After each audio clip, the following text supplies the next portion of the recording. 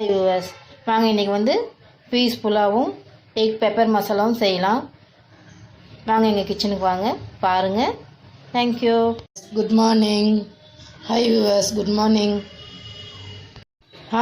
Good morning. நம்ம இன்றைக்கி வந்து ஒரு ஸ்கிட் ஸ்பெஷல் ஒரு குயிக் லன்ச் மெனு தான் பண்ண போகிறோம்.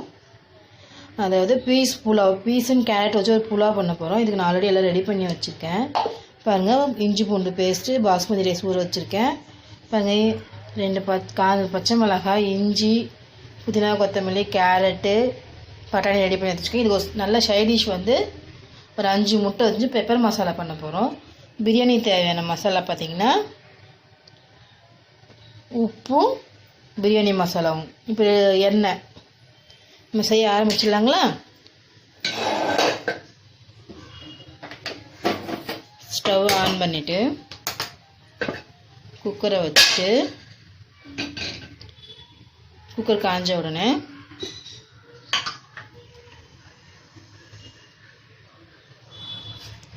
எண்ணெய் ஊற்றி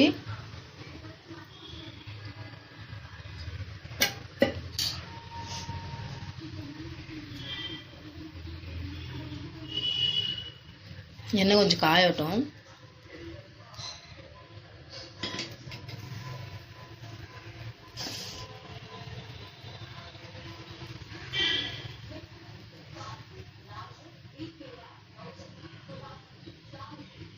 எண்ணெய் காஞ்சது, எண்ணெய் ரெடி ஆகிடுச்சு. இப்போ எல்லாத்தையும் ஒன்றா போட்டுடலாம்.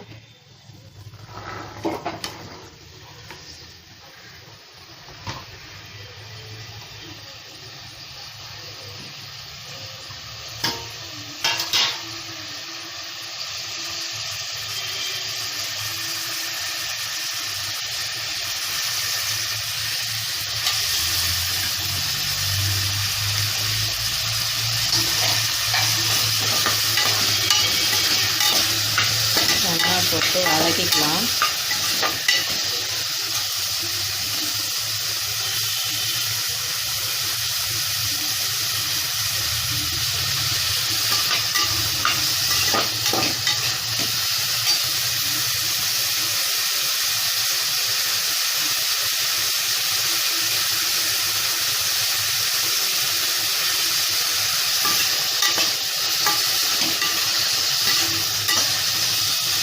கொஞ்சம் வதங்கட்டும்.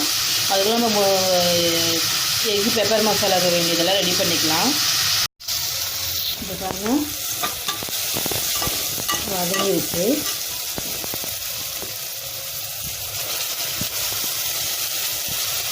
இஞ்சி பூண்டு பேஸ்ட் போட்டாச்சு. 2 நிமிஷம் வதங்கட்டும்.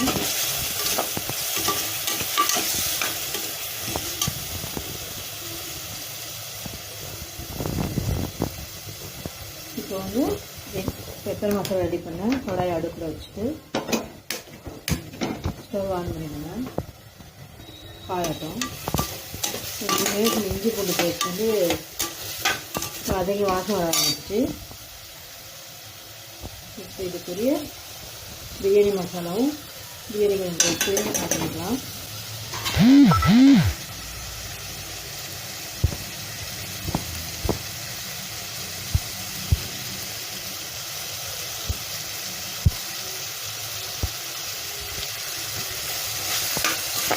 பிரியாணி மசாலா கொஞ்சம் ஊற்றி ஆட் பண்ணிக்கலாம்.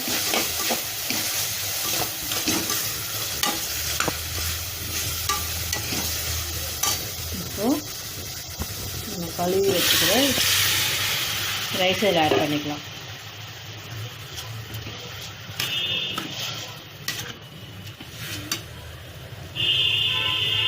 இப்போ அரிசிக்கு தேவையான தண்ணி நம்ம ஊற்றி இது 2 நிமிஷம் இதுவாகட்டும். இப்போ பாருங்கள், கொதிக்க ஆரம்பிச்சு. ஒரு 2 நிமிஷம் இதை வறுத்துட்டு இந்த ரைஸ்க்கு நான் 1.5 கப் ரைஸ் எடுத்துருக்கேன். அதுக்கு வந்து நான் 2.25 கப் தண்ணி வைக்கிறேன். ஏன்னா நான் அரிசி கொஞ்சம் ஊற வைக்கல, டைம் ஆயிடுச்சுன்னு. ஸோ அதனால் வந்து நான் 2.25 கப் தண்ணியை வச்சு இப்போ வந்து நல்லா கொஞ்சம் கொதன்னு கொதித்த உடனே விசில் போட்டு ஒரு விசில் விட்டுட்டு ஒரு 5 நிமிஷம் சிம்மில் வச்சு இறக்கிட வேண்டியது தான். இந்த ஸ்டேஜில் வந்து நீங்கள் உப்பு பார்த்துக்கோங்க, உங்கள் டேஸ்ட்டுக்கு எவ்வளோ உப்பு வேணும்னு சொல்லிட்டு. நீங்கள் உங்களுக்கு காரம் வேணும் இந்த மிளகா வந்து 2ஆக கிள்ளி போட்டுக்கலாம். நான் குழந்தைங்களுக்கு கொடுக்கறதுனால வந்து நான் மிளகா முழுசாக போட்டிருக்கேன். இப்போ வந்து நல்லா கொதிக்கட்டும். கொதி வந்த உடனே விசில் போட்டு இறக்கிடலாம். பாருங்க, egg masala pepper masala ready பண்ணிடலாம். கடாய் காஞ்சிடுச்சு. எண்ணெயை ஊற்றிட்டு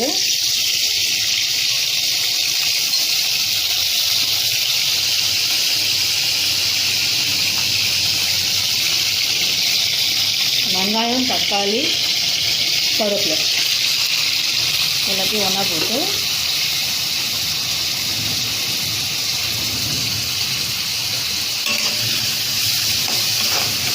வதங்குது.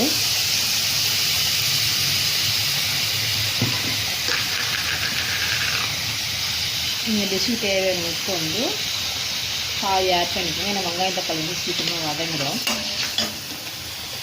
இப்போ இந்த பக்கம் பார்த்திங்கன்னா சாலை வந்து நல்லா கொதிக்குது. ஒரு நிமிஷத்தில் நம்ம மூடி போட்டுக்கலாம்.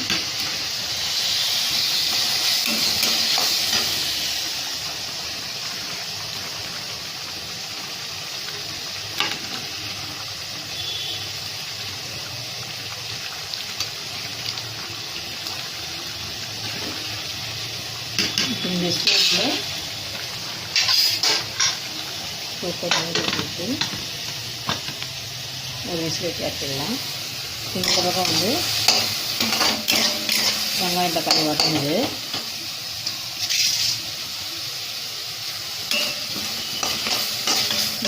விசில் வதங்கிட்டு கொஞ்சம் உப்பு போட்டிருக்கோம்.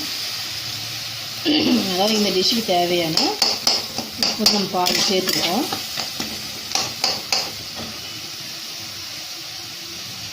இந்த ஸ்டேஜில் வந்து இஞ்சி பூண்டு பேஸ்ட் சேர்த்துக்கலாம்.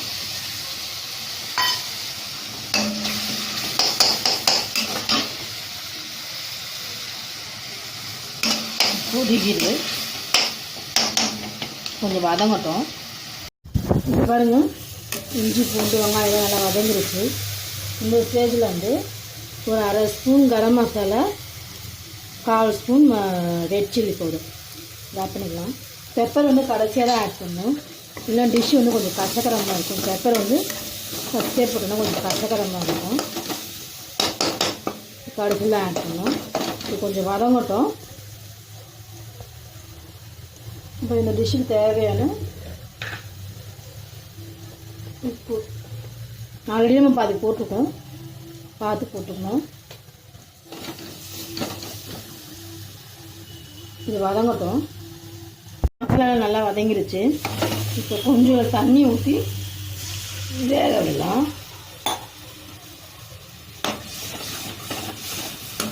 இது கொஞ்சம் சுண்டி வந்ததுக்கப்புறமா முட்டையை போட்டு பெப்பர் போட்டு இறக்க வேண்டியதுதான். இந்த பக்கம் குக்கர் வந்து ஒரு விசில் வந்துருச்சு. சிம்மில் வச்சுருக்கேன். என்னோடய வாய்ஸ் கொஞ்சம் சரியில்லை, கொஞ்சம் அட்ஜஸ்ட் பண்ணிக்கோங்க. பாருங்கள், நல்லா வதங்கிருச்சு. இப்போ நம்ம வந்து முட்டையை வந்து ஆட் பண்ணிக்கலாம்.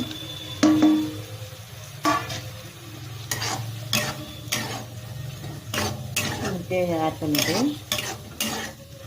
ஒரு 2 பருப்பு பரப்பிட்டு ஒரு 2 நிமிஷம் அப்படியே விட்டுருங்க.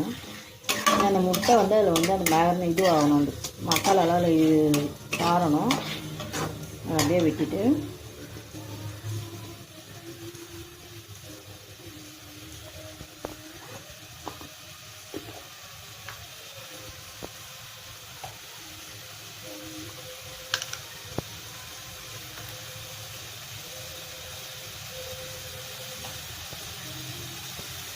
குழந்தைங்க சாப்பிட்றதுனால பெப்பர் வந்து நான் ஒரு அரை ஸ்பூன் தான் போட்டேன். ஏன்னா ஆல்ரெடி நம்ம கரம் மசாலாவும் ப்ளைன் பெப்பரும் மிளகாத்தூளும் போட்டுறதுனால ஒரு அரை ஸ்பூன் பெப்பர் இதில் போட்டு கிண்டி கிண்டிட்டு இறக்க வேண்டியது தான். ரெடி ஆகிடுச்சு. ஏன்னா பெப்பர் வந்து கடைசியில் போடணும், அப்போ தான் நல்லாயிருக்கும்.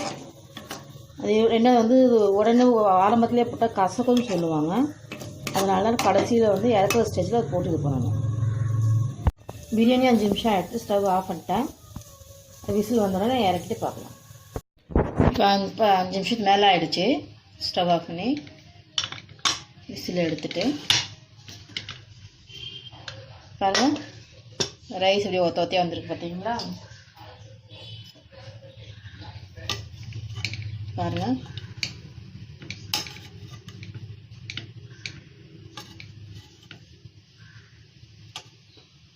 பார்க்க அழகாக இருக்குல்ல?